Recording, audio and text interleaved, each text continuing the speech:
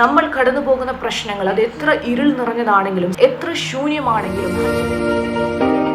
ഇരുൾ അടഞ്ഞ വഴികളിൽ തിരുനാളമാകുവാൻ ഇന്നത്തെ ചിന്ത.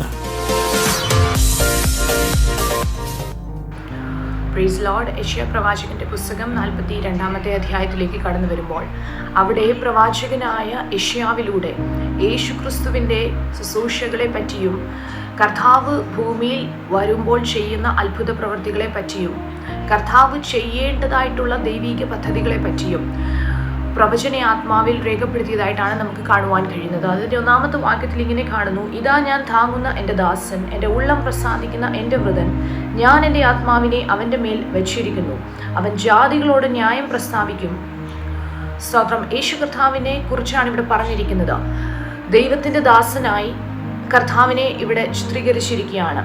അവൻ്റെ മേൽ കർത്താവിൻ്റെ ആത്മാവിനെ ദൈവം പകർന്നിരിക്കുന്നു. ജാതികളോട് ന്യായം പ്രസ്താവിക്കും, നിലവിളിക്കുകയില്ല, ഒച്ചയുണ്ടാക്കുകയില്ല, തെരുവീഥിയിൽ തന്നെ ശബ്ദം കേൾപ്പിക്കുകയുമില്ല. അതിൻ്റെ 3-ാമത്തെ വാക്യത്തിൽ കർത്താവ് ചെയ്യുന്ന ഒരു പ്രവൃത്തിയെക്കുറിച്ചാണ് പറഞ്ഞിരിക്കുന്നത്. ചതഞ്ഞ ഓട അവൻ ഒടിച്ചു കളയുകയില്ല, പുകയുന്ന തിരി കെടുത്തി കളയുകയില്ല, അവൻ സത്യത്തോട് ന്യായം പ്രസ്താവിക്കും. സ്തോത്രം. ചതഞ്ഞ ഓട കർത്താവ് ഒടിച്ചു കളയില്ല, പുകയുന്ന തിരിയെ കെടുത്തി കളയുമില്ല. ദൈവത്തിൻ്റെ പൈതലെ, നമ്മുടെയൊക്കെ ജീവിതത്തിൽ നമ്മൾ കടന്നു പോകുന്ന പ്രശ്നങ്ങൾ, നമ്മൾ കടന്നു പോകുന്ന പ്രതികൂലങ്ങൾ അത് ദൈവസന്നിധിയിൽ മറഞ്ഞിരിക്കുന്നില്ല. അതിനൊക്കെ ഒരു പരിഹാരം കർത്താവിൻ്റെ സന്നിധിയിലുണ്ട്.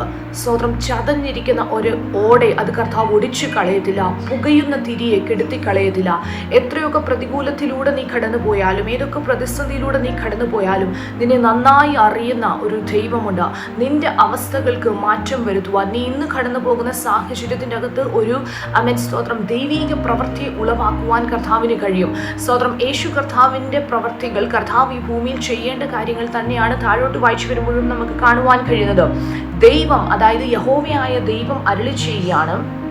അതിൻ്റെ 6-ാമത്തെ വാക്യത്തിൽ നമുക്ക് കാണുവാൻ കഴിയുന്നുണ്ട്: കുരുട്ട് കണ്ണുകളെ തുറപ്പാനും ബദ്ധന്മാരെ കുണ്ടറയിൽ നിന്നും അന്ധകാരത്തിൽ നിന്നും ഇരിക്കുന്നവരെ കാരാഗ്രഹത്തിൽ നിന്നും വിടുവിപ്പാനും യഹോവയായ ഞാൻ നിന്നെ നീതിയോടെ വിളിച്ചിരിക്കുന്നു.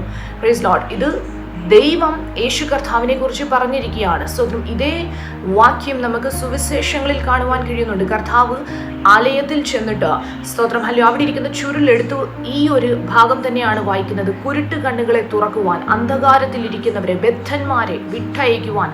Praise Lord. ദൈവത്തിൻ്റെ ആത്മാവിനാൽ കർത്താവിനെ നീതിയോട് ദൈവം വിളിച്ചിരിക്കുകയാണ്. ദൈവത്തിൻ്റെ ആത്മാവിനാൽ നിറച്ചിരിക്കുകയാണ്, നീതിയോട് വിളിച്ചിരിക്കുകയാണ്. സ്തോത്രം. ഞാനതാണ് മുന്നമേ പറഞ്ഞത്. ഈ അധ്യായത്തിൽ പ്രധാനമായിട്ടും ദൈവീക പ്രവർത്തികൾ, കർത്താവ് തൻ്റെ ജനത്തിനു വേണ്ടി ചെയ്യുന്ന പ്രവർത്തികളെ കുറിച്ചാണ് നമുക്ക് കാണുവാൻ കഴിയുന്നത്. സ്തോത്രം. കുരുടന്മാരെ അറിയാത്ത പാതയിലൂടെ ദൈവം നടത്തും. ഹല്ലേലൂയ.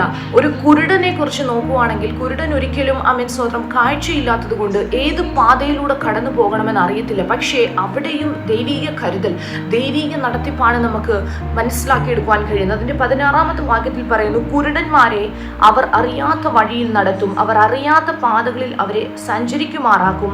ഞാൻ അവരുടെ മുൻപിൽ ഇരുട്ടിനെ വെളിച്ചവും ദുർഘടങ്ങളെ സമഭൂമിയുമാക്കും.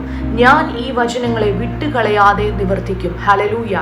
Praise the Lord. ദൈവം നമ്മുടെ ജീവിതത്തിൽ അരുളി ചെയ്തിരിക്കുന്ന ഓരോ വാക്യങ്ങളും, ഓരോ വചനങ്ങളും അത് വിട്ടുകളയാതെ കർത്താവ് നിവർത്തിക്കും. Praise the Lord. ഇവിടെ പറഞ്ഞിരിക്കുകയാണ്, കുരുടന്മാരെ അവരറിയാത്ത വഴിയിലൂടെയാണ് കർത്താവ് നടത്തുന്നത്, അവർ അറിയാത്ത പാതകളിലൂടെ അവരെ സഞ്ചരിക്കുമാറാക്കും. സ്തോത്രം. അതായത് ദൈവം അവരുടെ കരം പിടിച്ച് അവരെ നടത്തുകയാണ്, അവരെ സഞ്ചരിക്കുമാറാക്കുകയാണ്. എന്നിട്ട് പറയുകയാണ്: ഞാൻ അവരുടെ മുൻപിൽ ഇരുട്ടിനെ വെളിച്ചവും ദുർഘടങ്ങളെ സമഭൂമിയുമാക്കും. സ്തോത്രം. കണ്ണിന്റെ മുൻപിൽ നോക്കുമ്പോൾ എല്ലാം ഇരുട്ടാണ്. കാരണം ഹല്ലേലൂയ, കാഴ്ചയില്ലാത്തത് കൊണ്ട്. സ്തോത്രം. കണ്ണടഞ്ഞിരിക്കുന്നതുകൊണ്ട് ഇരുട്ടാണ്. പക്ഷെ ദൈവം അവർക്ക് വേണ്ടി മുൻപായി കടന്നു ചെന്ന് അവരെ നടത്തി അവരുടെ മുൻപിലുള്ള ഇരുട്ടിനെ കർത്താവ് വെളിച്ചമാക്കും. അങ്ങനെയെങ്കിൽ പ്രിയ ദൈവത്തിന്റെ പേരിലെ, നമ്മൾ കടന്നു പോകുന്ന പ്രശ്നങ്ങൾ അത് എത്ര ഇരുൾ നിറഞ്ഞതാണെങ്കിലും, സ്തോത്രം, എത്ര ശൂന്യമാണെങ്കിലും, ഹല്ലേലൂയ, ഉൽപ്പത്തിയുടെ പുസ്തകത്തിൽ നമ്മൾ വായിക്കുന്നത് പോലെ ഭൂമി പാഴായും ശൂന്യമായും ഇരുന്നു, ആഴത്തിന്മീതെ ഇരുളുണ്ടായിരുന്നു, എങ്കിലും ദൈവത്തിന്റെ ആത്മാവ് ആത്മാവ് വെള്ളത്തിന്റെ മീതെ പരിവർത്തിച്ചുകൊണ്ടിരുന്നു. ആമേൻ സ്തോത്രം. എത്ര ഇരുൾ നിറഞ്ഞ മേഖലകളിലും ഏത് ശൂന്യതയുടെ മധ്യത്തിലും ദൈവത്തിന് നമുക്ക് വേണ്ടി പ്രവർത്തിപ്പാൻ കഴിയും. കുരുടനു വേണ്ടി എല്ലാ ഇരുട്ടിനെയും വെളിച്ചമാക്കുന്ന കർത്താവ് നമ്മുടെ ജീവിതത്തിൽ നമ്മൾ കടന്നു പോകുന്ന ഇരുൾ നിറഞ്ഞ വഴികളിൽ കർത്താവ് വെളിച്ചം പകരട്ടെ. ഹല്ലേലൂയ. ആമേൻ സ്തോത്രം. നമ്മെ നടത്തുവാൻ കർത്താവിന്റെ വടിയും കോലും അല്ലയോ നമ്മുടെ കൂടെയുണ്ട്. ആ കർത്താവിൽ നമുക്ക് ആശ്രയിപ്പാൻ കർത്താവ് കൃപ ചെയ്യട്ടെ. ഈ വചനങ്ങൾ ആദ്യം അനുഗ്രഹിക്കട്ടെ. Thank you.